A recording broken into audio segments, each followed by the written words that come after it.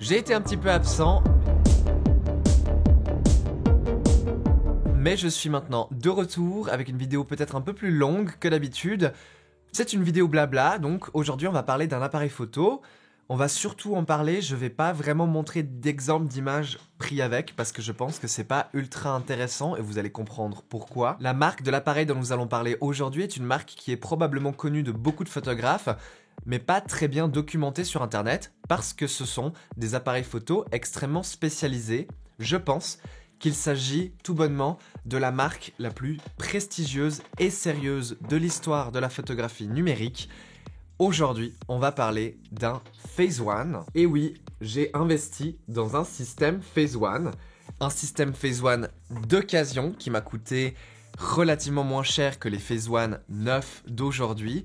Car en effet, les personnes qui ont utilisé ou connaissent simplement la marque Phase One savent que c'est du matos spécialisé qui coûte très très cher. Mais heureusement pour nous, certains de leurs appareils ont vraiment perdu beaucoup de valeur sur le marché d'occasion, même si, selon moi, ils en ont pas perdu assez, puisque ça reste quand même un appareil qui m'a coûté une blinde, j'ai dû revendre beaucoup de choses pour pouvoir me le payer, et je peux recommander à personne de faire ce que j'ai fait. Si c'est un appareil photo que j'adore, et on va en parler plus en détail après, c'est très très très difficile de recommander ça comme choix logique et intelligent pour n'importe qui. J'ai dit sur Threads que Phase One était la marque la plus prestigieuse et la plus sérieuse de l'histoire de la photographie numérique et je me suis fait incendier par les fans de Leica et de Hasselblad, mais moi j'ai plusieurs raisons de croire que si Leica et Hasselblad sont des marques très prestigieuses et très sérieuses, Phase One sont quand même un peu un cran au-dessus selon moi, tout simplement parce que Phase One sont extrêmement spécialisés dans ce style d'appareil qui sont des moyens formats numériques et ils ont plus ou moins, de ce que je sais, jamais rien fait d'autre. Phase One de base développait des dos numériques pour des boîtiers Contax, Hasselblad et Mamiya. Puis lors d'une collaboration, Mamiya et Phase One ont développé à peu près ensemble un appareil en commun qui était vendu et chez une marque et chez l'autre. Et c'est à peu près à ce moment-là que Phase One ont complètement racheté Mamiya et que Mamiya n'existe plus, mais que vous pouvez acheter du coup, ce qui est en tout point le descendant du Mamiya, le Phase One. Et le modèle que j'ai ici, c'est le Phase One DF+, et on va parler de cet appareil, de ses dos numériques et de ses différentes particularités. Pour ça, il faut qu'on retrace un petit peu le passé de ces appareils et qu'on parle des Mamiya 645, une série d'appareils photo qui date depuis les années 60. 1975, pas les années 60. 1975, c'est l'année d'introduction du tout premier boîtier Mamiya 645. 645 est un chiffre que vous avez peut-être déjà entendu dans la photographie. Quand on parle de boîtier 645, en fait, on parle d'un format, le 645, qui est basé sur de la pellicule 120, qui en général se déroule dans sa verticalité plutôt que son horizontalité. Et on vient en fait, sur cette pellicule, faire des images qui font 6 cm de large pour 4,5 cm de haut. C'est pour ça que c'est de là que vient le nom 645, 645, voilà. Il y en a qui disent 645 plutôt que 645, ce serait peut-être même plus juste de dire 645 que de dire 645. C'est pas grave, voilà, t'as capté, c'est de là que ça vient. Les boîtiers 645 de chez Mamiya sont des boîtiers moyen format argentique. Très intéressant parce que ils sont variés, ils sont faciles à trouver, ils sont cool, un bon choix d'objectifs avec des objectifs très sympas qui sont pas trop chers. C'est un concurrent direct au Contax 645, au Pentax 645 et aux séries H de chez Hasselblad par exemple. Enfin bref, il y a de quoi faire, c'est un système qui est abouti, qui est bien conçu, qui existe depuis un moment. Mais où est-ce que je veux en venir avec tout ça? À la suite des boîtiers 645 manuels, en 1999, Mamiya a lancé un système autofocus appelé le 645 AF, dont j'ai un descendant juste ici. Ces boîtiers 645 AF coûtent pas grand chose sur le marché d'occasion et les objectifs pour coûtent pas grand chose non plus, avec par exemple ce 80 mm 2.8 ici qui coûte moins de 100 €. Les Mamiya 645 AF sont des boîtiers qui originalement étaient argentiques mais qui ont su transitionner vers le numérique, avec entre autres l'introduction du Mamiya 645 AF-D conçu pour avoir une communication avec des dos numériques qui étaient faits par Mamiya, par Leaf et par Phase One. Et c'est là qu'a commencé le début de la collaboration entre Mamiya et Phase One, qui s'est fini par un rachat total de la marque Mamiya par Phase One. Parce que effectivement, comme vous le voyez, côte à côte, ce Mamiya 645 AFD3 que j'ai ici dans les mains ressemble énormément au boîtier Phase One DF+, dont j'ai parlé juste avant. Et c'est pas pour rien, c'est parce que ce Mamiya 645 AFD3 que j'ai ici dans les mains était aussi vendu par Phase One, donc c'est exactement le même appareil, sauf que ce serait écrit Phase One ici à la place, mais sinon tout est identique. Et ce boîtier Mamiya 645 AFD3, aussi connu sous le nom de Phase One 645, sont des boîtiers qui coûtent très cher, c'est les boîtiers les plus chers de toute la série d'appareils Mamiya, parce que ce sont les seuls boîtiers qui sont à la fois compatibles avec des dos numériques, entre guillemets, actuels, et aussi des dos argentiques.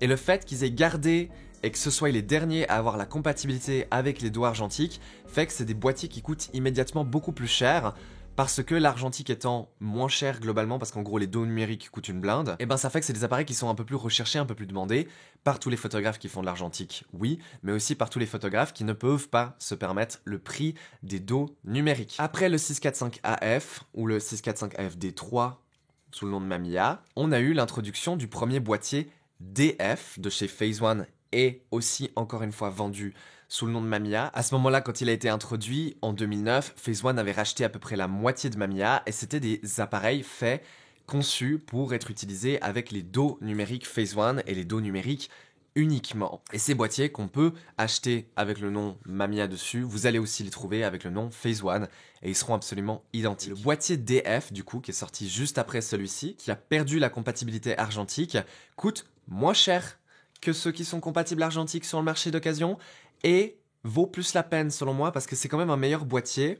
Et il a entre autres une particularité que je trouve très intéressante, c'est que le boîtier DF de chez Mamiya et Phase One a introduit la compatibilité avec une nouvelle gamme d'optiques Schneider Kreuznach qui sont des objectifs qui ont entre autres pour la plupart un obturateur intégré qui va vous permettre de synchroniser votre flash à une vitesse allant jusqu'à 1/1600 de seconde, alors qu'avec l'obturateur qui est plutôt dans le boîtier, vous êtes limité à 1/125e. Et puis le boîtier DF est tout simplement un boîtier plus évolué, l'autofocus est plus performante et plus rapide. On a 2-3 petites fonctionnalités et compatibilités en plus lorsqu'on utilise certains dos numériques. Moi, comme je vous l'ai dit, mon boîtier de choix chez Phase One, c'était le DF+.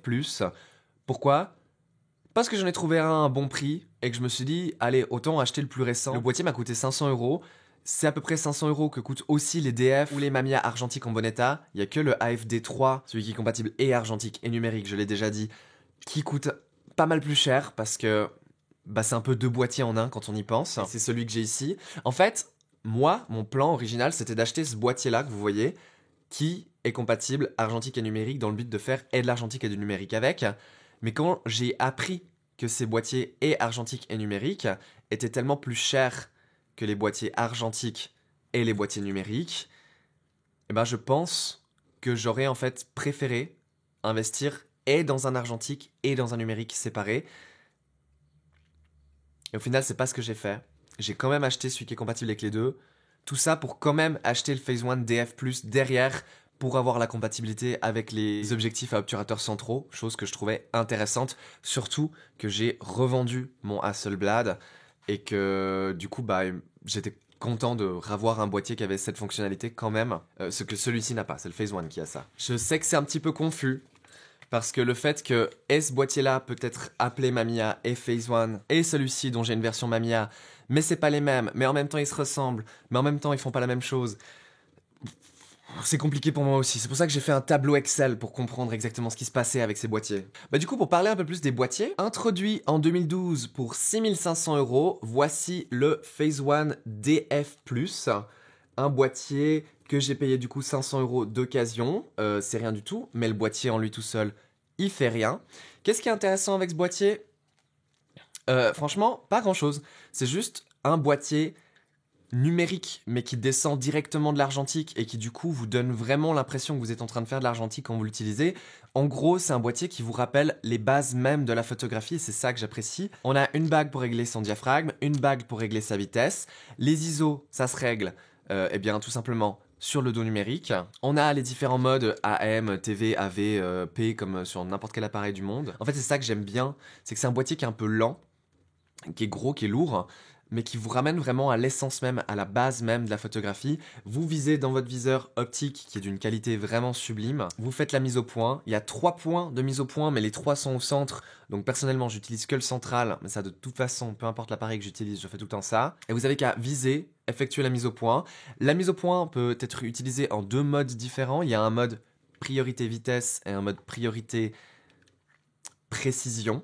Et moi, je le règle sur précision et j'ai aucun problème avec cette mise au point. Elle est vraiment c'est toujours très juste, même si des fois elle est très lente et en basse lumière, elle fait un peu n'importe quoi. L'obturateur intégré au boîtier vous permettra d'utiliser n'importe quelle vitesse entre 1 heure et 1/4 millième de seconde. Donc, vous avez bien le choix de faire tout ce que vous voulez, c'est vraiment super. Et puis, la synchronisation flash se fait à 1/125e, j'ai dit juste avant, sauf si vous avez une optique qui est elle-même équipée de son obturateur, comme mon petit 80 mm ici présent de chez Schneider, qui est une optique soi-disant faite en Allemagne avec un nom allemand, d'une marque réputée allemande, mais c'est marqué Made in Japan dessous, et optiquement je vois pas vraiment la différence avec l'optique du Mamiya qui date de l'époque du Mamiya, ça c'est dit, mais bon, elle a l'obturateur.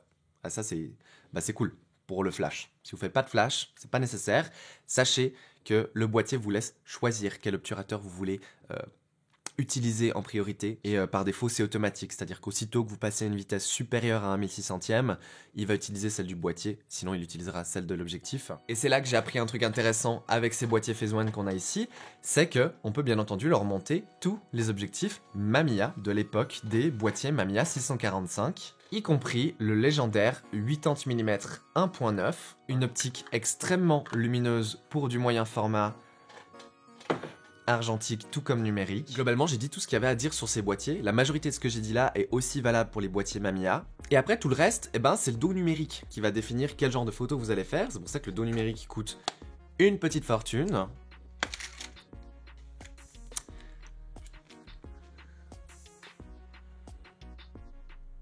Parlons des dos numériques. Alors, de ce que j'ai compris, en monture Phase One 645, Mamiya 645, il existe plus de 80 dos numériques compatibles. C'est énorme, mais pas tous les dos sont compatibles avec tous les modèles, et pas tous les dos numériques font exactement la même chose. Moi, ce que je vous recommande clairement, c'est que si vous avez un boîtier Mamiya un peu plus ancien, c'est de vous trouver un dos Phase One P, de la série P, qui coûtent relativement pas cher et qui font globalement la même chose que ceux que j'ai ici. Mais moi j'ai investi dans des dos IQ, et je dis des dos parce que j'ai fini par en acheter 2. Est-ce que je regrette d'en avoir acheté 2? Je pense que si j'avais été intelligent, j'aurais directement acheté le plus cher et j'aurais pas acheté le moins cher. Voilà. Or, j'ai d'abord acheté le moins cher, puis j'ai eu l'envie de continuer d'investir et d'acheter plus cher. Ce sont des appareils modulaires, et comme tout ce qui est modulaire dans la vie, c'est bien entendu entièrement conçu et élaboré pour vous donner envie de toujours mettre à jour les dernières fonctionnalités et de toujours continuer à racheter chez cette marque. Bon là, je suis à un stade où je vais jamais acheter un meilleur boîtier que celui-ci parce que j'ai pas 45 000 € qui traînent comme ça, mais les dos numériques sont intéressants. Vous trouverez des dos avec des capteurs plein format, c'est-à-dire pas un capteur 24-36, non, mais un capteur qui est aussi grand que la pellicule 645, donc c'est des capteurs qui font approximativement 54 mm de large pour 40 mm de haut. C'est bien entendu les dos les plus chers que vous allez trouver en variante CCD ou CMOS, CMOS étant bien entendu très très cher, mais vous allez aussi trouver des dos avec des capteurs un peu plus petits, en fait des capteurs qui sont très proches de la taille des capteurs qu'on a dans les Fuji GFX, dans le Pentax 645 et dans les Hasselblad de la série X. D'ailleurs, même je pense qu'il s'agit des mêmes capteurs. Et moi, je trouve que ces capteurs sont beaucoup moins intéressants parce que certes, vous allez économiser de l'argent et puis certains de ces capteurs sont vraiment très bons, spécifiquement le capteur de 50 millions de pixels CMOS qu'on a aussi chez Fuji et chez Hasselblad et chez Pentax. Sauf que c'est dommage parce que du coup, c'est un capteur qui n'utilise pas du tout le potentiel complet de l'appareil. Et résultat, vous allez voir ça dans le viseur et prendre une photo qui est comme ça. Donc il va falloir faire modifier votre viseur pour y intégrer un cadre qui vous montre ce que vous êtes réellement en train de prendre en photo. Et on se rend vite compte que c'est déprimant, parce que du coup on n'utilise pas du tout le potentiel de nos optiques. Et un 80 mm qui est ici un équivalent 52, donc une focale que j'apprécie beaucoup, devient un 65 mm qui est tout de suite beaucoup moins pratique et facile d'utilisation. Et puis bah c'est dommage, je trouve. Si pour vous c'est pas dommage, faites. Mais moi j'ai l'impression que si on investit dans du Phase One, c'est pour avoir un capteur qui fait toute la taille du truc. Sinon, on n'a qu'à simplement investir dans du Fuji ou plus simplement le Pentax 645 que j'adore et que j'ai revendu aussi dans le but de financer ça. Voilà. Du coup, j'ai deux dos numériques. J'ai le EQ 160 et le EQ 100 qui sont deux dos numériques de la même série et qui sont en tout point similaires. Il faut savoir que le EQ 100 est beaucoup plus récent et c'est un dos très très mal documenté. J'ai été absolument incapable de trouver le manuel en ligne.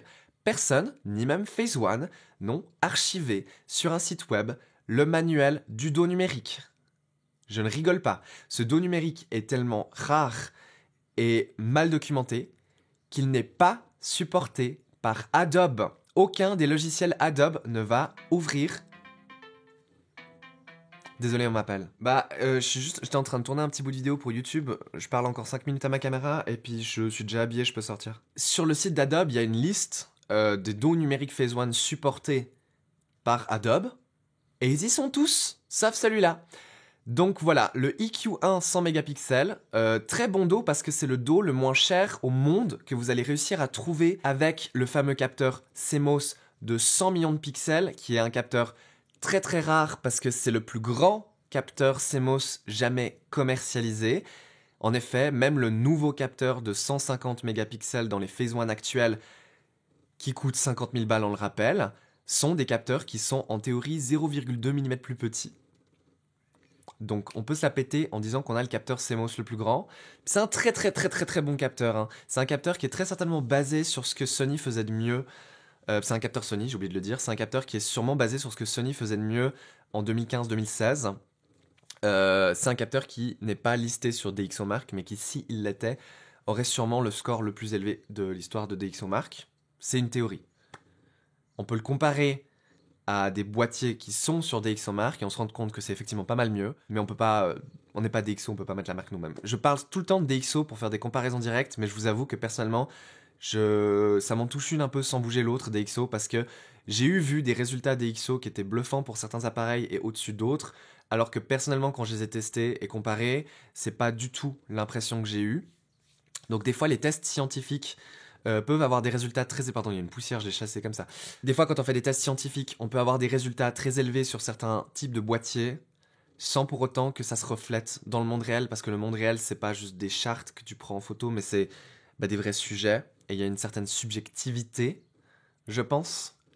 Mais voilà, le capteur de 100 millions de pixels, il n'y a rien à dire, c'est vraiment un capteur sublime. Et du coup, l'autre dos que j'ai, qui est beaucoup plus ancien, mais qui est de la même série en théorie, qui a le même nombre de fonctions, c'est le EQ 160. Qui est beaucoup plus abordable. C'est le dos le plus abordable avec un capteur plein format. Et c'est pas n'importe quel capteur plein format non plus, c'est un capteur CCD de 60 millions de pixels qui est officiellement le capteur CCD le plus grand jamais commercialisé. Encore une fois, il fait 0,2 mm de plus que les capteurs de 80 millions de pixels que vous trouverez aussi sur certains de ces dos CCD. Et il fait 0,2 mm de plus que le capteur CMOS que j'ai dans mon boîtier ici. Est-ce que c'est vraiment important? Non. Mais je peux le dire, j'ai le plus gros capteur CCD du marché. Et c'est un très bon capteur, c'est juste que c'est du CCD. Qui dit que c'est du CCD dit que vous êtes obligé de faire des photos à ISO 50, éventuellement 100, mais dès 200, ça devient très granuleux. Et les fichiers sont pas du tout autant flexibles en post, donc il faut bien exposer du premier coup, parce que sinon, vous allez regretter. Tada! Je vous propose qu'on fasse un petit tour de l'appareil, parce que vu que c'est des appareils qui sont mal documentés, peut-être que vous avez envie de voir comment fonctionne l'appareil, donc je vais tenter de vous le montrer. Et puis, en principe, j'ai dit que je mettais pas d'image d'exemple après. Il n'y a pas grand-chose à montrer parce que c'est juste des appareils très performants. Et que quand les appareils sont trop performants, je trouve que c'est pas intéressant de montrer des exemples parce que je pense que je fais pas de la photographie qui est assez intense pour correctement montrer vraiment le plein potentiel de ce genre d'appareil. Je préfère largement vous montrer des exemples sur des appareils un peu nuls ou un peu d'entrée de gamme ou un peu anciens pour vous montrer que c'est possible de faire des photos sympas avec du vieux matos, mais avec du matos qui est autant haut de gamme et spécialisé et cher que ça, je trouve que c'est moins intéressant. Voilà, c'est mon opinion.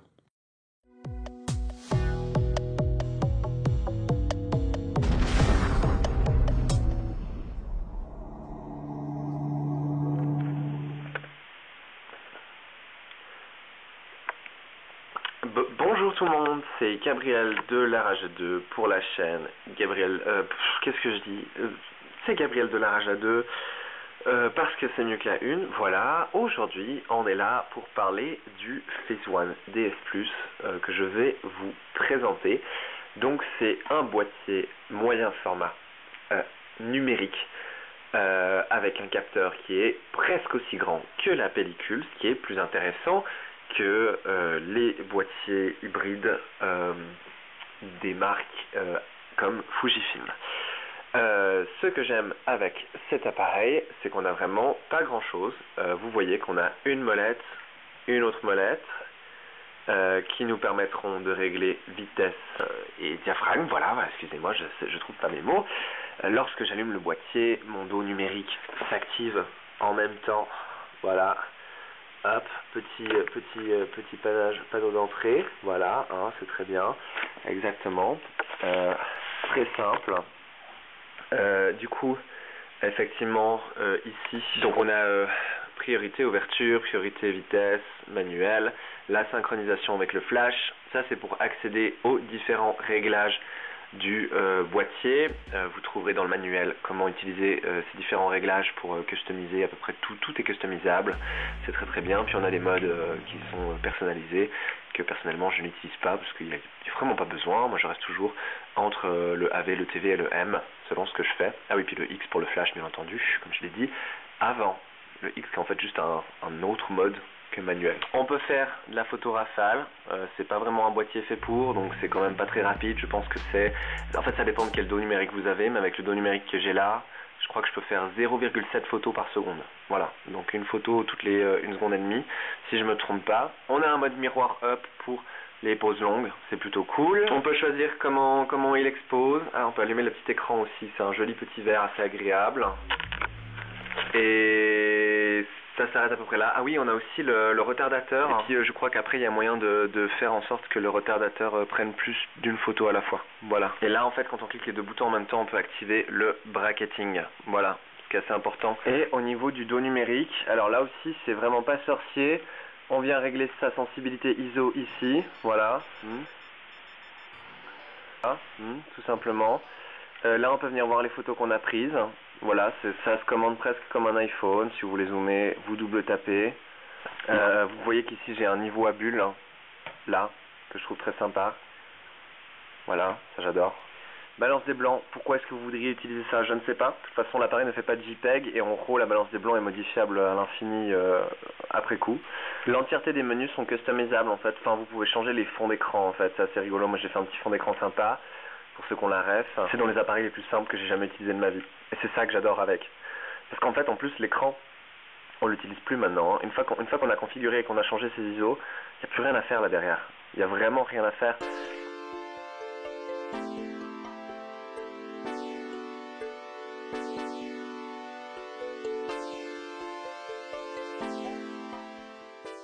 Je pense que je vous dois quand même une petite conclusion parce que j'ai quelque chose d'assez important à dire. C'est que, alors, tout d'abord, moi j'adore cet appareil. Je pense que c'est vraiment mon appareil préféré que je possède numérique aujourd'hui. Et mon appareil photo argentique préféré, ce serait toujours, je pense, mon Pentax 6x7 que j'adore absolument. Mais j'aime vraiment beaucoup et le Phase One et le Mamiya 645. C'est des appareils que je trouve très agréables, très faciles d'utilisation, très simples. Les viseurs sont magnifiques, j'ai aucun problème avec l'autofocus personnellement. Et puis les fichiers avec le capteur CCD en pleine lumière sont sublimes et avec le CMOS, ils sont encore mieux. Je trouve aussi que les couleurs du capteur CMOS sont beaucoup plus agréables et un petit peu plus malléables que les couleurs du CCD, ce qui m'a un peu étonné parce que je sais personnellement que les CCD c'est souvent des couleurs qui sont assez jolies, assez esthétiques, enfin c'est quelque chose qui se dit beaucoup. et que j'ai pu remarquer par le passé avec des boîtiers comme mon Nikon D60. Bref, ce qui est important que je mentionne, c'est que ce boîtier Phase One, avec le dos numérique, avec l'optique, au total m'ont quand même coûté plus cher qu'un Fuji GFX 100S d'occasion avec par exemple le 55 mm d'occasion aussi, et que pour plein de situations le Fuji est quand même un appareil beaucoup plus capable. Alors ok, le GFX 100 de chez Fuji, c'est un capteur qui est plus petit, on n'a pas la synchronisation flash à haute vitesse, mais avec la plupart des flashs d'aujourd'hui, que ce soit chez Godox, que ce soit chez L1 Chrome, que ce soit chez Profoto, il y a moyen de faire de la synchronisation haute vitesse quand même, qui fonctionne relativement bien. Le GFX 100 a la stabilisation au niveau du capteur, ce qui est quand même plus pratique. J'ai l'impression que d'un point de vue performance basse lumière, les Fuji sont très bons.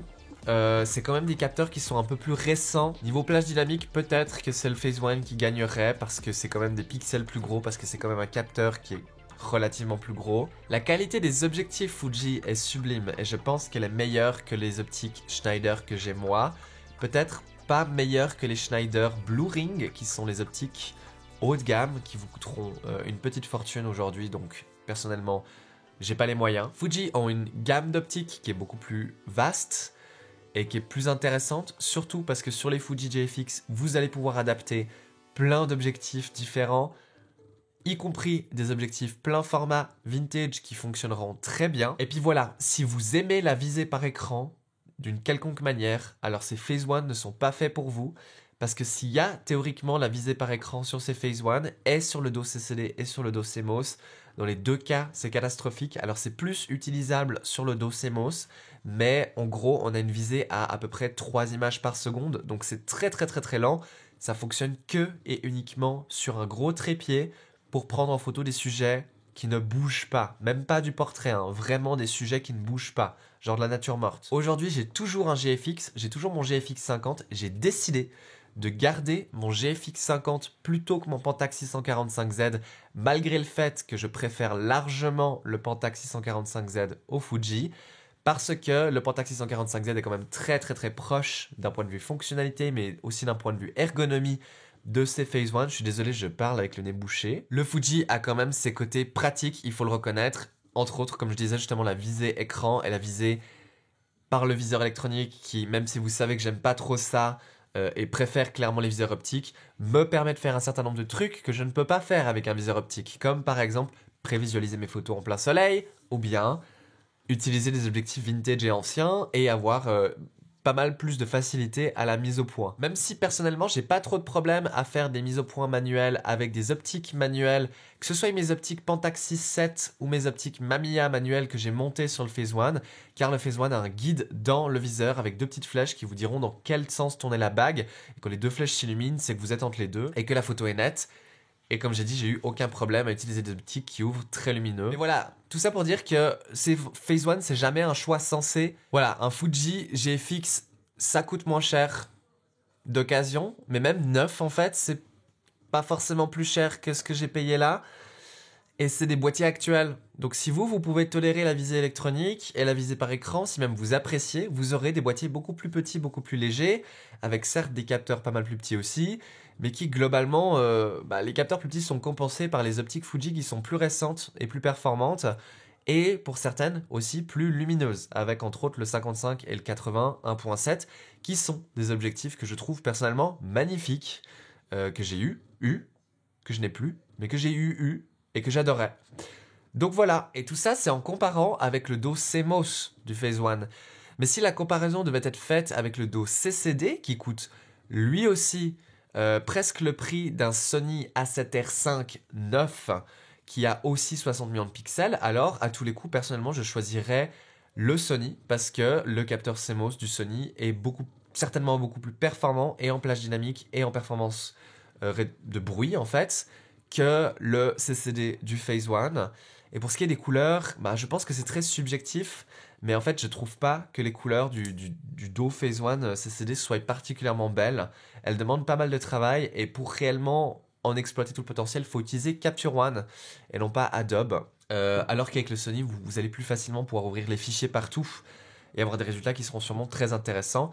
Et encore une fois, les optiques Sony seront plus lumineuses et plus récentes, et donc probablement feront aussi de meilleures photos que ce que vous arrivez à faire avec ces Phase One, avec un dos ancien. C'est ça le problème de ces systèmes Phase One, c'est que pour que ça vaille vraiment la peine, il faut aller all the way et dépenser le maximum d'argent que vous arrivez pour vous payer un de ces dos CMOS qui est semi-actuel, plutôt qu'un des vieux dos CCD, ou alors vous assumez que vous allez acheter un dos CCD qui est ancien avec des performances qui sont entre guillemets en retard ou arriérées ou peu importe quel terme vous voulez utiliser.